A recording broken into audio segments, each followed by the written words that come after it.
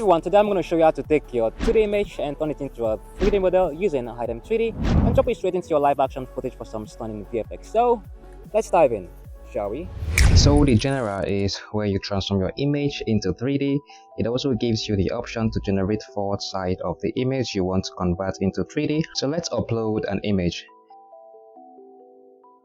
There is also an edit mode that includes features like nano banana and seed dance. These help regenerate your image into a desired style. You can also upscale the image quality or convert the generated model to grayscale, which gives you more detail and flexibility over your 3D model. To generate all four sides of an image, simply click Generate Multi-View, and just like that, all four sides are generated. With this data, you can create a more detailed 3D model. So you want to make sure these options are always enabled because they are very helpful. In the latest version of Hitem 3D, you can also choose between Fast Mode and Quality Mode. Fast Mode generates a model under 5 minutes, but the geometry may lack detail which can affect the final result. Quality Mode, in the other hand, is on a different level. It produces more detail and realistic geometry, but it takes a bit longer, but still I think the result is definitely worth the wait. Toggle geometry plus texture to export the texture as seen in the image.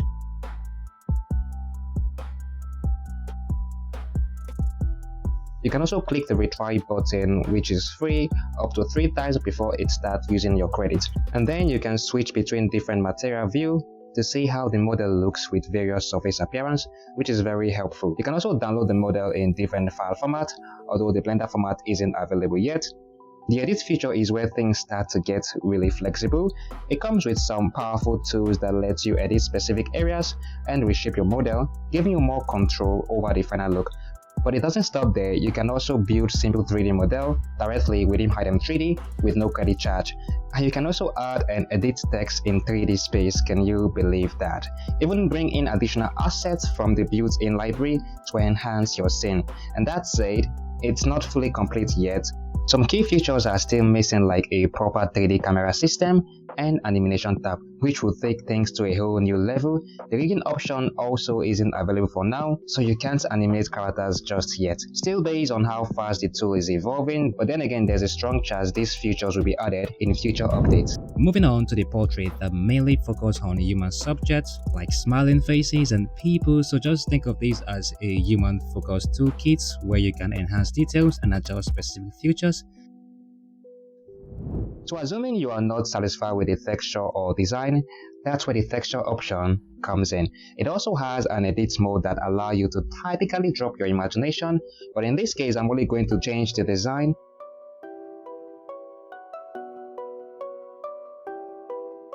And voila, I think the result is actually more better compared to the previous look. They also leave an option where you can import a desired texture of your choice, but for now the result is totally something else that definitely needs improvement.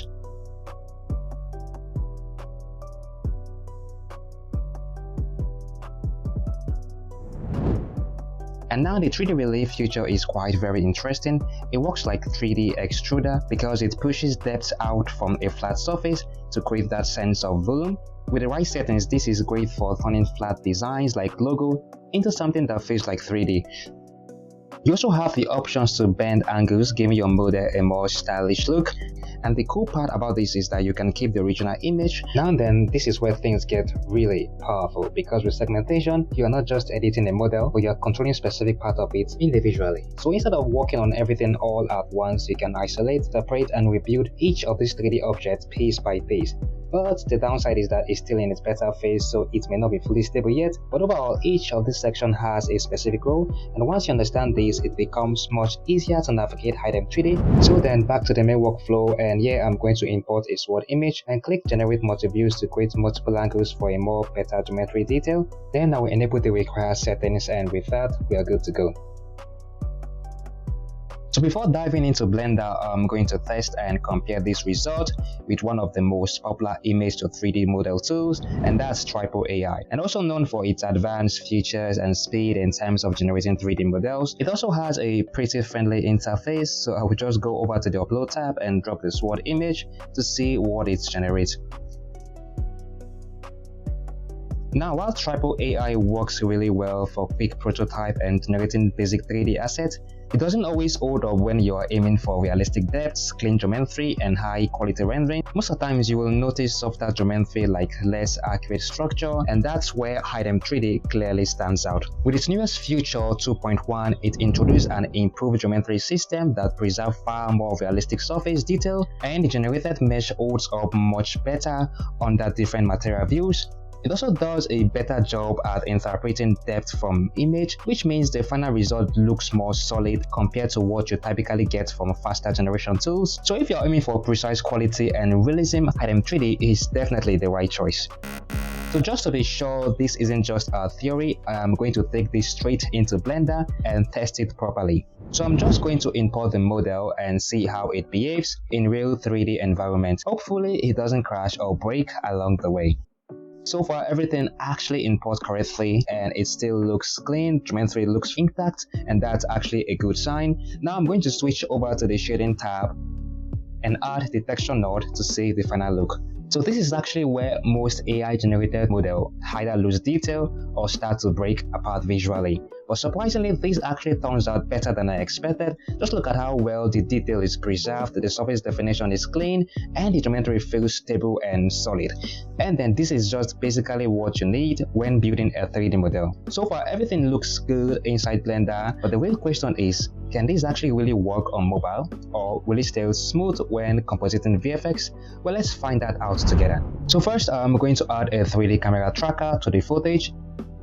Then I will mask the precise area I'd like to track for a more accurate tracking.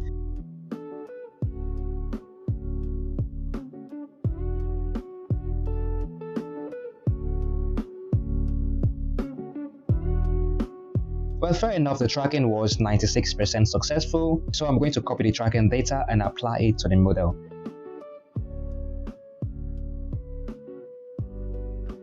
Next, I added a texture, then stretch it to fit the frame ratio and apply it to the model.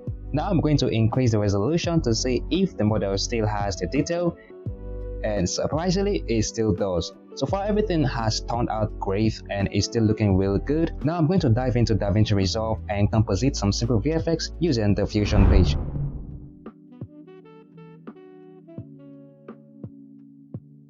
For starters, the Fusion page contains two nodes by default, and that's the media in and the media out. So basically it displays your composition in split screen. So I'm going to press Shift plus space to add an effect, and I'm going to add the Luma Kia. Basically, I will use this tool to isolate the sky by selecting the brightest parts of the footage. But unfortunately, some areas are affected as well due to overexposure. So I'm going to fix that by adding a rectangular shape mask right on top of the Luma Kia, so it applies only to a desired area. This way I could have more control to the area where I want to mask out. So after masking out the unwanted areas, I soften the edges a bit.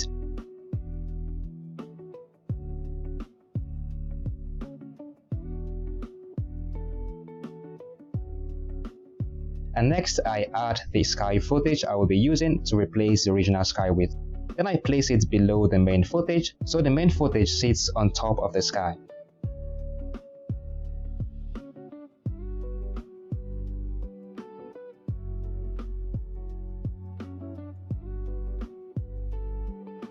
Next, I added a printing blur to enhance the intensity of the scene. Then I made some adjustments to reduce the intensity to get the desired look.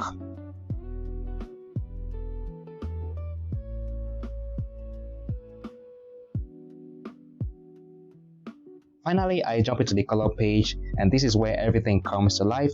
And with that said and done, that's how I was able to achieve this, even though it may not be as professional as it may look, but most importantly, it shows what's possible with this workflow. So if you learned something new from this, I'd appreciate a like, and don't forget to subscribe for more tutorials like this, and I will see you in the next one. Stay blessed.